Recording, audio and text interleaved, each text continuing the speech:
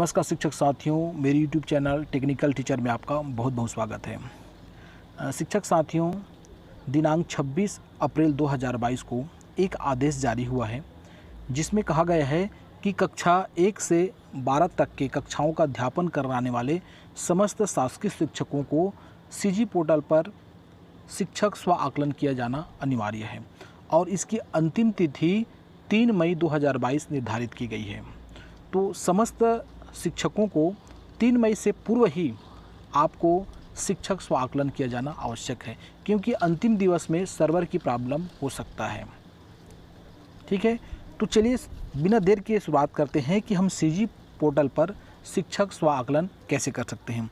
तो इसके लिए आपको क्रोम की आवश्यकता होगी। आप क्रोम या गूगल किसी भी ब्राउज़र के द्वारा ओपन कर सकते हैं। यहाँ मुझे गूगल में लिखना पड़ेगा cgschool.in। उसके बाद हमें सर्च करना है तो कुछ इस प्रकार से इंटरफेस प्राप्त होंगे। आप ऊपर में देख रहे हैं सीजी स्कूल, हमें यहाँ पर क्लिक करना है।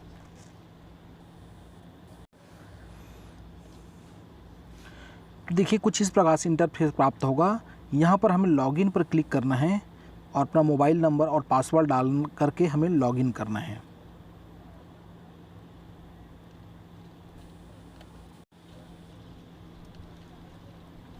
तो देखिए यहाँ पर इस प्रकार से इंटरफेस प्राप्त होगा। यहाँ पर अपनी पसंद पर क्लिक कीजिए, विद्यार्थी शिक्षक, तो हम यहाँ पर शिक्षक पर क्लिक करना है। तो देखिए इस प्रकार से इंटरफेस प्राप्त होगा। आपको लेफ्ट साइड में 3 लाइन दिखाई दे रहेगा, यहाँ पर हमें क्लिक करना है और दूसरे बिंदु पर दिखाई दे रहा है शिक्षक के कार्य, यहाँ पे हमें क्लिक करना है। और इस प्रकार से दिखाई दे रहा है आपको तीसरे लाइन पे दिखाई दे रहा है शिक्षक स्व आकलन, यहाँ पर हमें क्लिक करना है।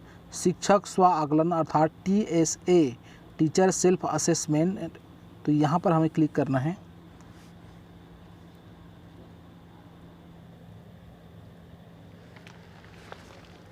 तो देखिए इस प्रकार से इंटरफेस प्राप्त होगा।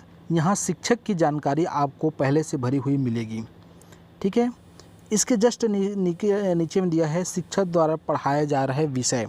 यहाँ पर सब्जेक्ट सिलेक्ट क्लास लिखा है, यहाँ पर हमें क्लास सेलेक्ट करना है। आप देख सकते हैं कक्षा 1 से 12 तक के कक्षा यहाँ पर शो हो रहा है। तो आप जिस कक्षा को पढ़ाते हैं उस कक्षा पर आपको क्लिक करना है। एक बार में केवल एक कक्षा क्लिक कर सकते हैं। तो एक कक्षा क्लिक करने के पश्चात में उसके नीचे में आपको सब्जेक्ट का ऑप्शन आएगा। देखिए अभी से ही सर्वर का प्रॉब्लम दिखाई दे रहा है, तो आपको जल्द से जल्द 3 तारीख से पहले, 3 मई 2022 से पहले इसको कंप्लीट करना है, अन्यथा आप सर्वर का प्रॉब्लम हो सकता है।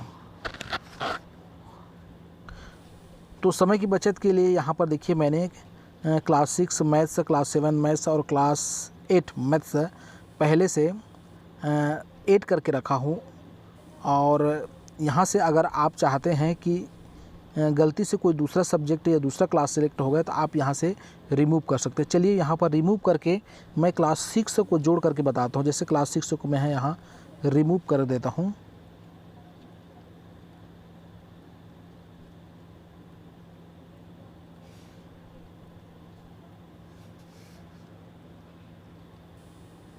चलिए देखिए हमें क्लास 6 को रिमूव कर दिए। अब उसको ऐड करके दिखा रहा हूँ। कैसे हम ऐड करेंगे, तो सबसे पहले सिलेक्ट क्लास में जाना है। चलिए 2 सब्जेक्ट को मैंने रिमूव कर दिए हैं, मैं दोनों को जोड़ के दिखा रहा हूँ आपको किस प्रकार से ऐड करेंगे। क्लास 6 को हमें सिलेक्ट करना है। ठीक, क्लास 6 सिलेक्ट होगा। उसके पश्चात में उसके नीचे में सब्जेक्ट का ऑप्शन आएगा। देखिए उसके नीचे में आ रहा है सिलेक्ट सब्जेक्ट, यहाँ पर लिखा हुआ है सिलेक्ट सब्जेक्ट। हमें यहाँ पर क्लिक करना है। पुनः मैं सिलेक्ट कर रहा हूँ मैथ्स को। अब यहाँ पर हमें ऐड करना है। ये ऐड करने के पश्चात में ये दूसरे नंबर पे क्लास 6 का ऐड हो जाएगा। इसी प्रकार से हमें जो भी सब्जेक्ट पढ़ाते हैं उसको हमें ऐड करते जाना है।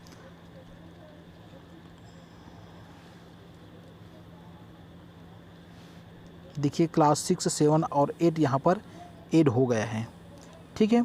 इसके पश्चात में देखिए यहाँ पर दिया है सेव ड्राफ्ट। अगर आप चाहते हैं तो इसको सेव ड्राफ्ट कर सकते हैं, अन्यथा नेक्स्ट में भी आगे बढ़ सकते हैं। सेव ड्राफ्ट करने से यह फ़ायदा होगा कि किसी कारणवश से प्रोसेस आगे नहीं बढ़ पाता है तो यहाँ तक के सेव हो जाएगा। तो चलिए मैं इसको सेव ड्राफ्ट कर ले रहा हूँ।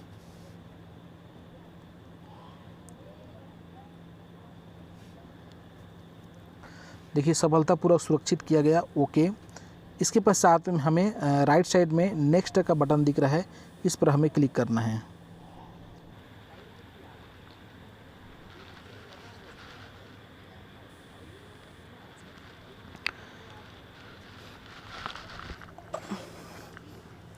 तो नेक्स्ट बटन पर क्लिक करने के पश्चात कुछ इस प्रकार से इंटरफेस दिखाई दे रहेगा। तो यहाँ पर देखिए शिक्षकों की समेकित रेटिंग, यहाँ पर हमें रेटिंग बनाना है। तो सबसे पहले क्रमांक में दिखाई दे रहे एक वर्ग का डिब्बा दिखाई दे रहा है, हमें इस पर सिलेक्ट करना है। तो देखिए यहाँ पर ये कलर इसका चेंज हो गया है, ठीक है। इसका मतलब ये जो पेज है एक्टिव हो गया है। एक्टिव होने के पश्चात ही हम इस पेज पर कार्य कर सकते हैं। तो सबसे पहले क्लिक करके हमें एक्टिव करना है। तो यहाँ पर देखिए निष्पादन मानक, इसमें कुल 6 मानक दिए हुए हैं। ये पहला मानक है और प्रत्येक मानक पर निष्पादन कुछ इंडिकेटर या संकेतक दिए हुए हैं और इस संकेतक की संख्या टोटल 40 है, ठीक है। और इसके लिए क्रमिक निष्पादन उपलब्धि बिंदु भी दिया है। प्रत्येक संकेतक पर, यहाँ पर आप देख रहे हैं, प्रत्येक संकेतक पर 5 उपलब्धि बिंदु दिए हुए हैं। देखिए A0, A1, A2, A3, A4 और प्रत्येक में अंक निर्धारित है। A0 में 0 अंक निर्धारित है, बाकी सभी में 1-1 अंक निर्धारित है। तो चलिए देखते हैं, हमने ये पेज को एक्टिव कर लिया है। इसके पश्चात देखिए सीखने के अनुभवों की रूपरेखा, ये पहला निष्पादन मानक है, सीखने के अनुभवों की रूपरेखा। निष्पादन संकेत में आप देख रहे हैं 1.1 में दिया है योजना बनाते समय विद्यार्थियों के पूर्व ज्ञान और अनुभवों का उपयोग करना। हमारा जो संकेतक है कि कार्य योजना अर्थात लेसन प्लान बनाने समय विद्यार्थियों के पूर्व ज्ञान और अनुभव का उपयोग करना है। तो इससे संबंधित उपलब्धि बिंदु दिया है, क्रमिक निष्पादन या उपलब्धि बिंदु। तो अगर आप यहाँ पर A0 पर क्लिक करते हैं, देखिए A0 पर क्लिक करते हैं तो आपको प्राप्तांक 0 प्राप्त होगा। अगर आप A0 पर क्लिक करते हैं तो बाकी सभी क्लोज हो जाएगा, उस पर आप कार्य नहीं कर सकते हैं, ठीक है। अब दूसरी बिंदु पर देखिए A1 मुझे जानकारी है के लिए पाठ योजना के लिए विद्यार्थियों के पूर्व ज्ञान और अनुभव का ज्ञान आवश्यक है। तो आपको ये पहले से जानते हैं तो आप A1 पर क्लिक कर दीजिए।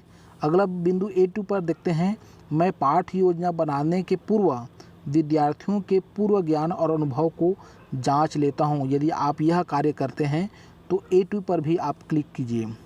तीसरा है A3 विद्यार्थियों के पूर्व ज्ञान और अनुभवों को विश्लेषित कर उनका कक्षा शिक्षण में उचित उपयोग करती हूँ।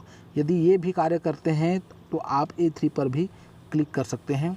चौथा है A4 विद्यार्थियों के पूर्व ज्ञान और अनुभवों को उपयुक्त स्थान देने हेतु रणनीतियों का उपयोग करती हूँ।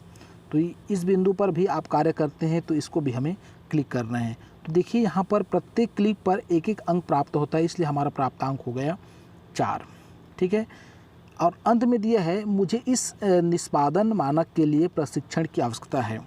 यदि कुछ बिंदु आपको समझ नहीं आता है या नया कुछ लगता है तो ऐसा लगता है कि आपको इस बिंदु पर मुझे प्रशिक्षण की आवश्यकता है, तो आप यहाँ पर इसको क्लिक कर सकते हैं, ठीक है। अब यहाँ पर थोड़ा ध्यान देने की बात है कि इसमें क्लिक करते समय ध्यान देना है। दिनांक 28 अप्रैल 2022 के वेबिनार में स्पष्ट कहा गया है कि आप जिन बिंदुओं पर आप कार्य कर रहे हैं या कार्य करते हैं उन्हीं बिंदुओं पर हमें क्लिक करना है, ठीक है। अपना रेटिंग बढ़ाने के लिए आपको उन बिंदुओं पर क्लिक नहीं करना जिस पर आप कार्य नहीं करते हैं, क्योंकि इसमें कम रेटिंग वाले शिक्षक पर किसी प्रकार से कोई कार्रवाई नहीं होगी और न ही हाई रैंक प्राप्त करने वाले शिक्षकों को किसी प्रकार से पुरस्कृत नहीं किया जाएगा। तो एक रेटिंग तैयार किया जा रहा है। तो आप जिस पर बिंदु पर कार्य करते हैं उसी बिंदु पर आप क्लिक करेंगे, ठीक है। इसी प्रकार से ये पहला पेज हो गया।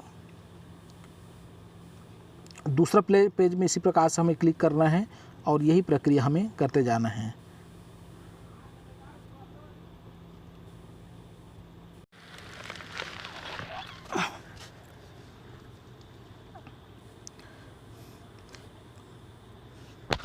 इस प्रकार से हमें 1 से लेकर के 40 जो निष्पादन संकेतक है उसके माध्यम से क्रमिक निष्पादन उपलब्धि बिंदु को हमें टिक करना है और उसके बगल में ऑटोमेटिक यहाँ पर आप देख रहे हैं प्राप्तांक शो हो रहा है, ठीक है।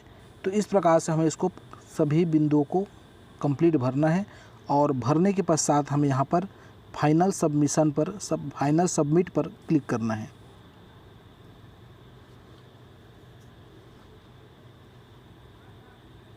तो देखिए cgschool.in से सफलतापूर्वक सुरक्षित किया गया, ओके।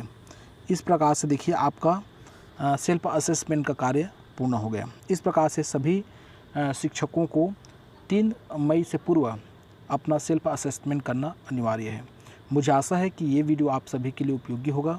यदि वीडियो अच्छा लगे तो मेरे चैनल को सब्सक्राइब अवश्य करें। धन्यवाद।